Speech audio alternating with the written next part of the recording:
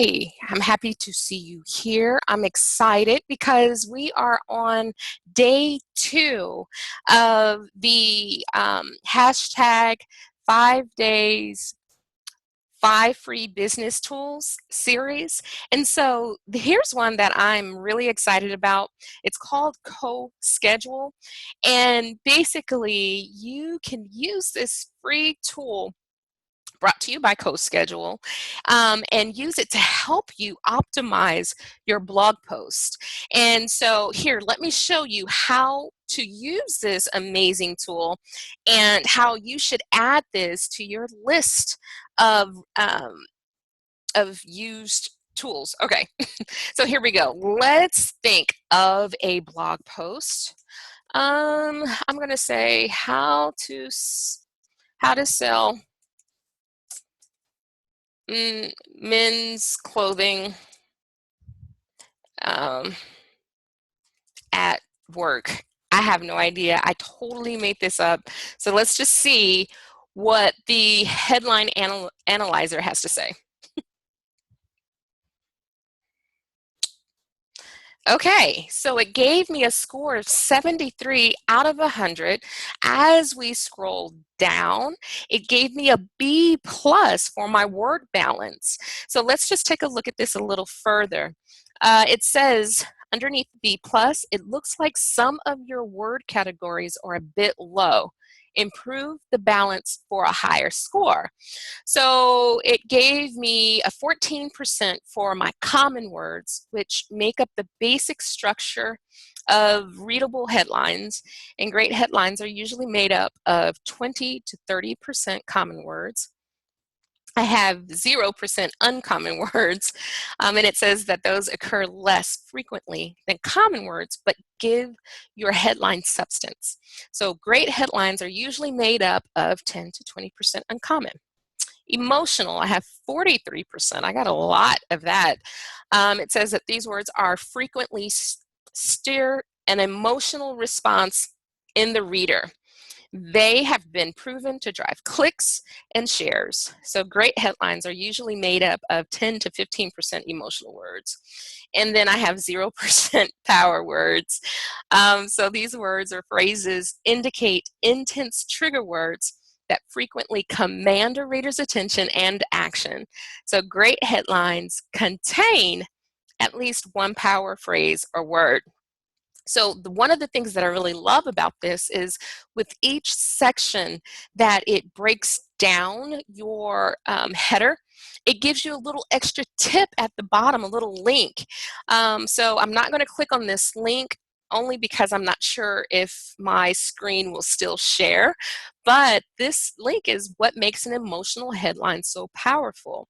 So I guess it automatically saw that I had such a high score in my emotional words, so it wants to help me bring that back down and get a better word balance, right? So this is the title that I used, and here at the bottom, it breaks down everything that we just mentioned, right? So common words, at, how, to, and it highlights it up here in the sentence as well. Uncommon words, I didn't have any, but it says to increase the number of uncommon words in your headline to improve your headline. Emotional words, how to and sell. Power words, 0%.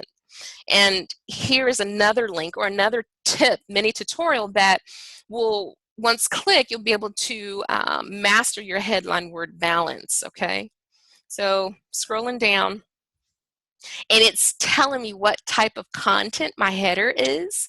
So it's telling me that this is a how-to, and it gives me another option to learn more about heading types. So I know that there's a how-to as well as a list type of headline. So you'll be able to click on that link to learn more about it.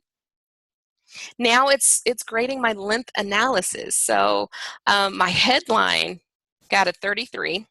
I have 33 characters, so the headline is a bit too short. So it suggests to increase the length of your headline to improve its SEO or search engine optimization value. My word count, I got a green. Oh yeah, notice the colors. It's like caution, right? And I got a green for go. So headlines with approximately 6 words tend to earn the highest number of click-throughs. So I had one word over, but it's still telling me the word count is pretty good. And again, it gives you another option to break down and learn more about that, how to find the best length for your blog post headline. Then it shows you how how it would look if someone found that post on Google. It gives you a preview. So you can kind of, get a feel on how it's going to look prior. And I love that they took it a step further, because generally, if you have a blog post, then 9 times out of 10, you have an email list, or you're building your subscriptions. And when you send out emails to your email list, you want to be aware of the character count in your email subject line. So if I were to send my email list, um, to let them know that I have a new post up, it's kind of giving you a preview on what they would see in their email, what they would see in this subject line. So it says the optimal reading length is around 20 characters. So these are all great things that you should be notating when you start analyzing your headlines. Now this first and last, this is pretty cool, because the tip is, sometimes people won't necessarily read your title. They'll usually just skim it. And so this tip here, it says, when skimming content, most readers tend to read the first and the last 3 words of a headline. So if someone was skimming that headline, it says how to sell clothing at work. So, I mean, maybe that would be good, but if my ideal client is men, then maybe not so much. So this is something that if this was a real headline that I would be using, I would work a little bit more on that. And so the keywords, it's telling me that, headlines should include searchable keywords and phrases so that readers can find your content easily. Now, I would say go a step further. Figure out what the keywords your readers are using. Usually they're trying to figure out how to solve some sort of problem. Once you know what their problem is, figure out what those keywords are, and then implement those in your blog post, okay? All right. And then it's telling me that my sentiment is like, meh, it's neutral. It's really not doing anything. It's not great. It's safe. It says your headline shows a neutral sentiment. Headlines that convey strong positive or negative emotions tend to perform better. So this is telling me that I have room to experiment with, and to really try and just be bold. So it gives you a headline tip again. Focus on keywords to write the best headline.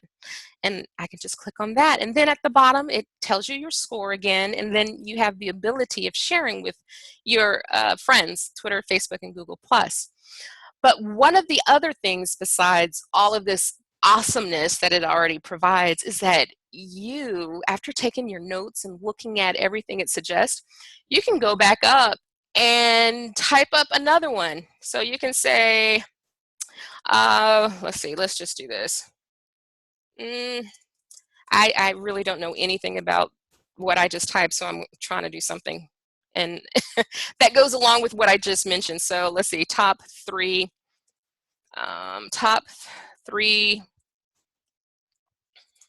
okay. How to spot cheap, I don't know, clothing in 3 steps. Let's put men's clothing. Cheap men's clothing in 3 steps. All right, analyze. Here, this is what I want you to see. It gives you a headline history. So you're able to see what you've used prior, which is pretty cool. Now, I got 2 points lower, so I got a 71, but it's still green. So overall, it's pretty cool. You can just go through everything that you did prior and see, look, my headline type is a list, because I was telling them how to spot cheap men's clothing in 3 steps. 3 steps, it's a list. character count, I got a green. My word count, I got another green. Giving me tips on all the things that we just looked at. My sentiment is still meh, but these are just things that you're able to look at and play around with. Make it your goal to see how high of a headline score you can get, right? And once you start implementing these things that suggested, you are going to start seeing your blog statistics increase. Okay, I guarantee. So I'm really excited for you to get started on this. Go ahead and go to this website, coschedule.com/headline analyzer. No, I am not an affiliate of this, so I'm not getting paid by referring you here. And I mean, besides, it's free. This is anyway, but they do have other paid services that are really great. So you should take a look at that too. But again, I'm not an affiliate. All right, so thanks so much. I'm excited for you. I can't wait to hear feedback on how you enjoyed this. But I guess I will see you tomorrow, day 3. Bye.